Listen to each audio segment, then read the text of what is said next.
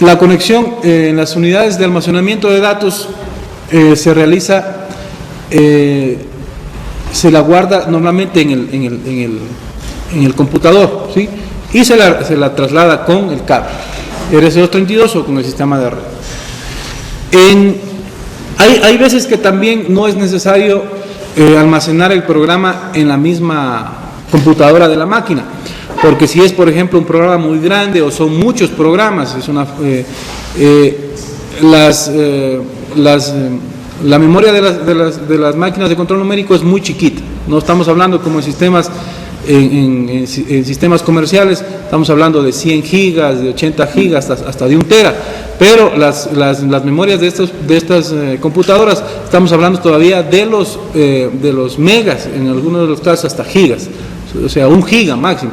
Entonces, cuando yo tengo muchos programas, a lo mejor se me llena, y entonces hay la opción de yo tener guardado en la computadora y desde la computadora correr el programa, o sea que no es necesario tampoco tener ingresado directamente en la memoria del computador, sino desde la computadora donde yo estoy conectado puedo mandarle con un programa que se llama DNC, controlar la máquina desde ahí. Obviamente tiene un disco duro propio del control. Los más actuales vienen con un disco duro parecido a los convencionales, pero los normales que saben venir son parecidos a una memoria USB, que no es una memoria USB, sino es una memoria que se llama Compact Flash, que ese es el disco duro en sí.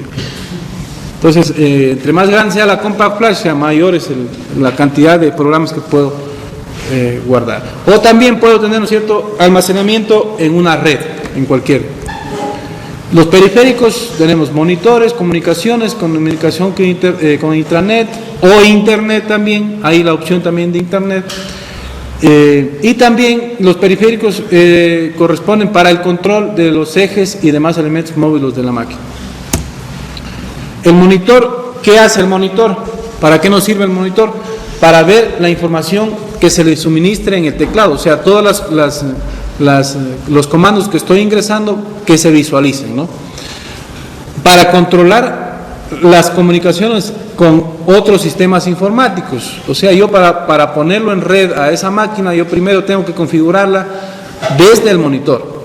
O sea, por ejemplo, si es una máquina que tiene un puerto de red, entonces yo tengo que ponerle primero, ¿no es cierto?, la dirección IP, tengo que ponerle la submáscara y de esa forma que me reconozca como una computadora. Pero todo eso se hace desde el, no es que viene de fábrica, sino tengo que hacerlo yo desde el monitor. Nos informa sobre todos los sistemas que la máquina tenga activados, o sea, todas las acciones, o sea, si que por ejemplo falta el aire, nos avisa en el monitor, o si no hay aceite, nos avisa, si hay un error, nos avisa desde el monitor. También nos informa sobre los procesos tecnológicos que estamos haciendo, por ejemplo, cuántos RPM está trabajando, qué velocidad de corte, qué velocidad de avance, ¿no? También desde el monitor mismo de la máquina, tenemos dos opciones. Puedo hacer la simulación en una computadora convencional o también puedo hacer la simulación en la máquina, ¿sí? Es necesario hacer la simulación en la máquina, aun si se ha hecho en el computador, porque muchas de las veces la programación que se hace en una máquina es incompatible a veces con el tipo de máquina que estamos utilizando. Entonces, antes de correr es necesario primero hacer una simulación en la misma máquina y luego realizar el proceso. También nos indica los posibles errores, como les había dicho, si falta el aceite o si falta el refrigerante o si algo está mal. Entonces nos indica en una pantalla, tiene una cierta ubicación en el monitor para este tipo de indicación de errores. Por ejemplo, ahí tenemos el que controla los ejes, que se llama el PLC. El PLC viene de las siglas Control Lógico Programado, ¿sí?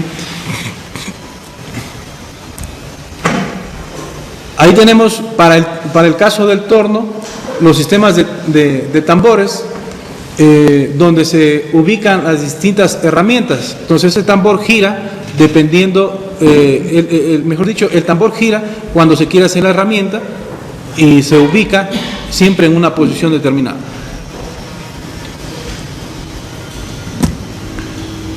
Para el caso de fresadores tenemos varios tipos de cambiadores de herramientas. Por ejemplo, tenemos el denominado carrusel.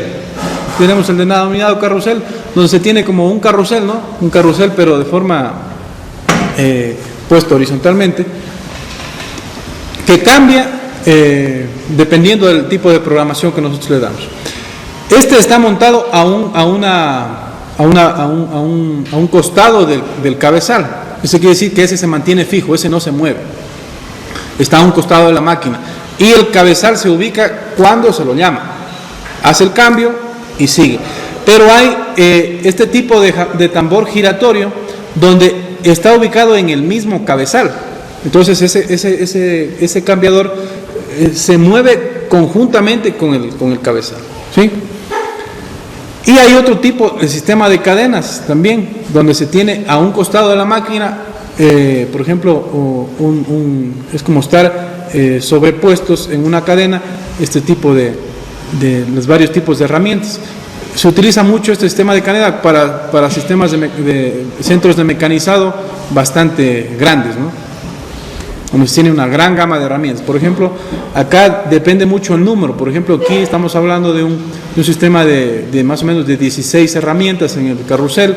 Por acá ya se rebaja mucho al número de herramientas. Estaremos hablando aquí aproximadamente de 8 herramientas, pero acá sí pueden haber hasta 50 herramientas, tranquilamente. Aquí podemos ver el proceso de cuando se cambia una herramienta, ¿no? Entonces, hecho en el taller, donde se puede ver más claramente porque está quitada la tapa cobertora del carrusel. Por ejemplo, ahí miren, está recogiendo la nueva y sigue. Entonces es el proceso automático que realiza un cambiador de herramientas tipo carrusel. ¿Qué es un programa de control numérico? Constituye el medio entendible que sea tanto para el hombre como para la máquina, o sea, no solo que sea entendido para el hombre, sino para la máquina también, mediante el cual primero se establece la secuencia de operaciones a realizar por la máquina de herramientas. O sea, primero se debe hacer un análisis de qué secuencia deben ser y luego realizar la programación. ¿Cómo podemos realizar la programación? Hay 3 formas distintas. Podemos hacer directamente en la máquina, o sea, hacemos nuestro programita a papel, a mano, ¿cierto? Lo llevamos, nos paramos frente al teclado, al monitor, e ingresamos directamente de ahí. También podemos hacer, en vez de hacerlo a papel, entonces hacemos utilización de un programa de edición de textos, que puede ser el Word, el Excel, puede ser el TXT, el bloc de notas. Yo utilizo mucho el bloc de notas, donde ahí se puede ingresar el programa, se hace el programa ahí, y luego se lo manda por la computadora. Pero en esos 2 casos que les había dicho es cuando son programaciones para piezas no muy complejas. Pero si estamos hablando, por ejemplo, de una pieza como la que está acá abajo, por ejemplo, ahí estamos viendo más o menos una pieza de un molde, hacerme la programación para que siga esas trayectorias me llevaría, como se ha dicho, me puede llevar hasta años. Entonces ahí es donde se utiliza un sistema CAM o CAD-CAM, donde primero se diseña, se hace el sólido, luego se realizan los procesos de mecanizado, de trayectorias, y el sistema CAM me genera la programación, ¿sí? Y ya que esté la programación, entonces la lanzo a la computadora. Entonces tengo tres formas: a pie de la máquina, con el computador, metiendo línea por línea los códigos, o utilizando un sistema de fabricación asistida por computadora. ¿De acuerdo? A pie de máquina, por ejemplo, ahí tenemos que ingresar por el teclado todos los códigos manualmente, o por software, como les había dicho, también se puede ingresar, obviamente ingresado el código manualmente, o también por un disquete o por una memoria. En algunos casos vienen un puerto USB para